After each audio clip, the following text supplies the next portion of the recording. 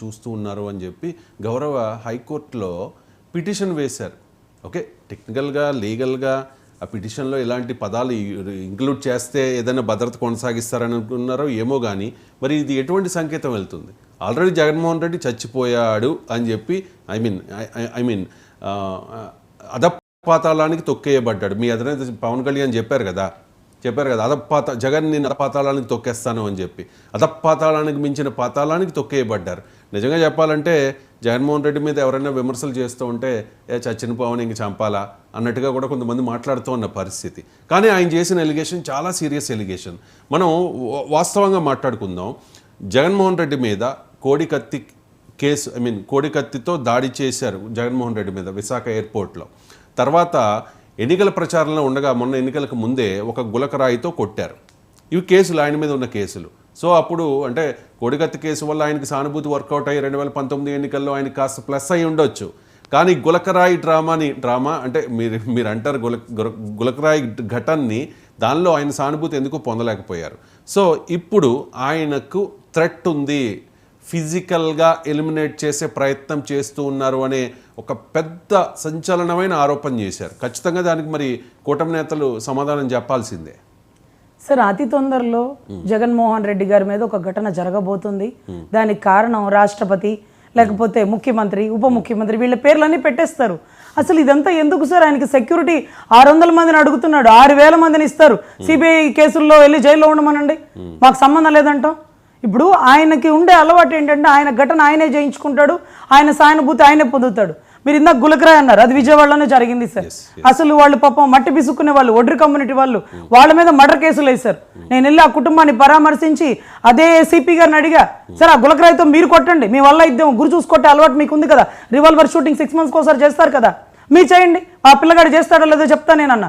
కానీ గులకరాయ్ గురుత్వాకర్షణ శక్తి కోల్పోయింది సార్, నేల మీద పడలా, రాయి కనపడలేదు, కానీ కొట్టినోళ్ళు కొట్టించుకున్నోళ్ళు అందరినీ పట్టేసుకున్నారు. మరి అదేంటో ఇక్కడ గాయం అయిందట, ఇక్కడ కుట్లేశారట, ఆ కుట్లతో ఉన్న గాయానికి బ్యాండేజ్ అదిగారంట. కనీసం 10 రోజుల్లో అండి, 10 రోజుల్లో కుట్లు గాయం మాయమైపోయినటువంటి ఆయింట్మెంట్ ఏంటో చెప్తే ఆడపిల్లలు వాడుకుంటారు. మచ్చలు పోవడానికి అల్లాడిపోతున్నారు. మరి మచ్చలు కుట్లు అన్నీ ఒక్క దెబ్బకి ఎలా పోయినాయో మాకు చెప్పాలా? ఒక కన్ను పోయిందా, ఇంకో కన్ను పోయిందా? పాపం ఆయన ఎవరో కొబ్బరి చెప్పులు ఆయన కనపడ్డు. ఒక్కొక్కసారి ఒక్క కన్నుకు పెడతాడు, ఇంకోసారి ఇంకొన్ని కన్ను పెడతారు. కోడికత్తి కేసు విషయం కూడా మీకు ఇంపార్టెంట్ పాయింట్స్. వాటర్ బాటిల్స్ పట్టుకొని సీను దూరంగా ఉన్నాడు. జడ్జి గారు అడిగారు నా ముందే స్వయంగా, ఎన్ని వాటర్ బాటిల్స్ ఉన్నాయో సీజ్ చేశారా అని. చేయలేదు. కౌంట్ చేశారా? చేయలేదు. మీరు చెప్పండి, చేతిలో వాటర్ బాటిల్స్ ఉన్న వ్యక్తి సూపర్ మ్యానా లేకపోతే హీమేనా? గాల్లో ఎగిరేసి పొడి చేసి మళ్ళీ వచ్చి అదే వాటర్ బాటిల్ పట్టుకొని ఉంచడానికి ఇజ్ ఇట్ పాసిబుల్? నో. కానీ అక్కడ ఎవరో సీన్ అట, చిన్న సీన్ అంటారు కదా, ఆయన కత్తి చేతికి అందించాడంట. బాగా బలంగా జరిగితే సినిమాలు చూసాం కదండి, ఇక్కడ గుచ్చుకుని ఉంటుంది. లేకపోతే ఘటన బాధితుడు ఎవరైతే హతం చేయబోయాడో అతని చేతిలో ఉండాలి. ఇక్కడ లేదు, అక్కడ లేదు, కింద పడిందంట, చిన్న సీన్ ఇచ్చాడంట, కేసు రాసేసుకున్నారు. ఆ దళిత బిడ్డని 5 ఏళ్ల పాటు కోడి చుట్టూ తిప్పారు. ఇది ఆయన చేసినటువంటి హైపర్ డ్రామాల్లో కోడికత్తి డ్రామా, గులకరాయ్ డ్రామా. ఇప్పుడు ఇంకో కొత్త డ్రామా చేస్తారు. మీరు ఎందుకు ఇలా చూస్తూ ఊరుకున్నారు? సిబిఐ కేసులు ఎందుకు తిరగదోడట్లేదు? వివేకానంద రెడ్డి గారి కేసులో ప్రపంచానికి తెలియకముందే జగన్మోహన్ రెడ్డి గారికి తెలుసు అని సిబిఐనే నిర్ధారించింది. పంచాంగాలు చూసారా, పాచికలు వేసారా, ఎలా తెలుసు అని మీరు కనుక్కోవాలి కదా. ఏటో విజయసాయి రెడ్డి గారు ఇది గుండెపోటు, గొడ్డలిపోటు కాదన్నాడు. మరి ఆయనకి ఎలా తెలిసింది? ఎవరు ఫోన్ చేశారు? ఆయన అడగాలి కదా. ఇవన్నీ చూడకుండా ఉంటే రేపటి రోజు ఇంకో ఘటన తనకు తానే చేసేసుకొని ముఖ్యమంత్రి, ఉప ముఖ్యమంత్రి బాధితులు, ఆల్రెడీ నేను చెప్పాను, నన్ను పట్టించుకోలేదు, నిర్లక్ష్యంగా ఉన్నటువంటి కోర్టులు, ప్రభుత్వాలని మళ్ళీ మన మీదే కోసం చేస్తున్నారా, ఇదో పొలిటికల్ డ్రామానా, వాట్ ఎవర్ ఏదైనా కానివ్వండి. కానీ కూటమి అధికారంలో ఉంది కాబట్టి ప్రభుత్వం బాధ్యత.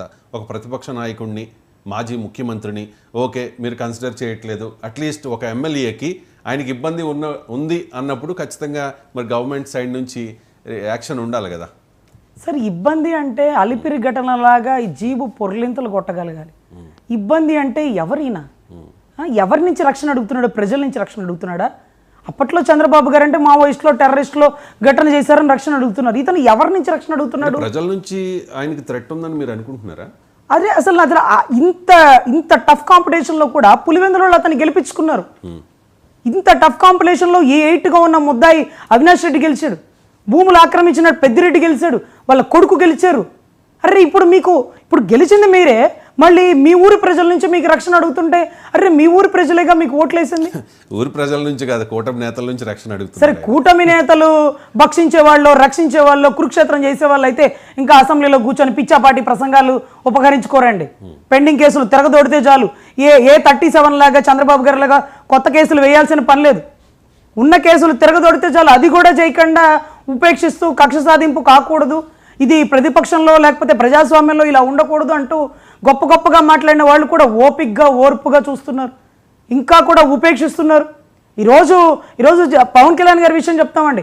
ద్వారంపూడి చంద్రశేఖర్ రెడ్డి అనే వ్యక్తి వీర మహిళలని చీర లాగి రోడ్ల మీద కర్రలతో కొట్టాడు. జన సైనికుల మీద కేసులు పెట్టి లోపలేయించారు. ఈ రోజు కూడా మేము దాని గురించి లోపలేయమనట్లేదు సార్. బియ్యాన్ని దేశాలు దాటిస్తున్నారు, దాని గురించి ఏమన్నాం.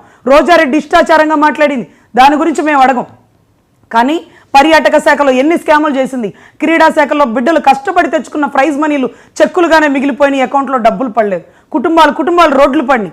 క్రీడా శాఖ అంటే అనుకుంటున్నారు మీరు, ఒలింపిక్స్కి వెళ్ళే వాళ్ళు, నేషనల్ టోర్నమెంట్కి వెళ్ళే వాళ్ళు ఏ ఒక్కరికి రూపాయి ఇవ్వలేదండి, ప్రైజ్ మనీ కూడా ఇవ్వలేదు. ఇవన్నీ కూడా వెలికి తీయాలా? మరి తీస్తున్నారా? తీయట్లేదు. మేము కక్ష సాధింపు అంటే మమ్మల్ని ఏదో అన్నారని మేము అనవండి సార్. వాళ్ళు ఏదైతే సంబంధిత శాఖలో వాళ్ళు చేసిన అక్రమాలని బయటపెట్టి అరెస్ట్ చేయమన్నా అది చేస్తున్నారా? చేయట్లా. ఇంకా కూడా ఉపేక్షిస్తూ పంచాయతీ లెక్కల్లో లోటుపాట్లు, గతంలో పంచాయతీ శాఖ మంత్రిని ఎందుకు పట్టుకురాలా, ఎందుకు ఇంకా అరెస్ట్ చేయాలా? స్కిల్ డెవలప్మెంట్లో స్కామ్ అంటూ చంద్రబాబు గారిని 37గా ఎప్పుడుకో 3.5 సంవత్సరాలు 4 సంవత్సరాల తర్వాత ముద్దాయిగా చిత్రీకరించారుగా. మరి ఇన్ని వేల కోట్లు దారి మళ్ళుతున్నాయి అన్నారు. దీనికి కారణం ఎవరన్నా మరి నిర్ధారించారా? వారి మీద కేసులు నమోదు చేశారా? అంటే వీరు ఓపిక్గా ఉంటున్నారు. ముఖ్యమంత్రి గారు, ఉప ముఖ్యమంత్రి 85 ముఖ్యమంత్రిని చూస్తారన్నారు. మరి 85 ముఖ్యమంత్రి ఇలా ఉండరండి. అదే రకంగా ద్వారంపూడి అని చిటికలేసిన మా నాయకుడు అలా ఉండడండి. కానీ ఓపిక్గా ఒక రాజకీయ నాయకుడిలాగా ఓర్పుగా చూస్తున్నారు. అది చాలా గొప్ప విషయం. వీళ్ళు అది అసహాయతనాన్ని నిస్సహాయతగా చూస్తున్నారు. కానీ ఈరోజు రాజకీయంలో, ప్రజాస్వామ్యంలో నిజాయితీగా, నిష్పక్షపాతంగా ఈరోజు ప్రతిపక్ష నాయకుడిని కేసులు పెట్టి అరెస్ట్ చేసే ధోరణి వారి పరిపాలనలో ఉందేమో కానీ మా పరిపాలన లేదు. అక్రమాలు నిరూపించి ఆధారాలు పట్టుకున్నాకే వారిని లోపలేస్తారు. దాంట్లో పవన్ కళ్యాణ్ గారు కానీ చంద్రబాబు గారు కానీ నిజాయితీగా వ్యవహరిస్తారండి. రైట్. ఇక జగన్మోహన్ రెడ్డి గెలిచిన తర్వాత ఆయన అంటే పార్టీ నాయకులతో, గెలిచిన ఓడిన నాయకులతో ఒక సమీక్ష జరిపారట. ఆ సమీక్షలో ఆయన